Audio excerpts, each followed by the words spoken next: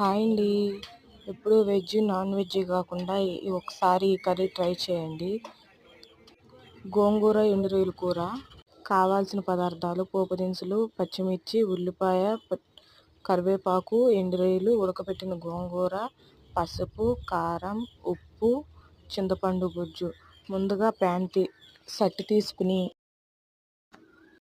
Oil వేసి పోపు దినుసులు, ఎండుమిర్చి, కరివేపాకు వేసుకోవాలి.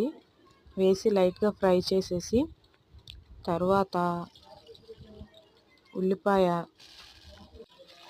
ఉల్లిపాయ తరుగు, పచ్చిమిర్చి, ఎండు రొయ్యలు వేసి వేపుకోవాలి.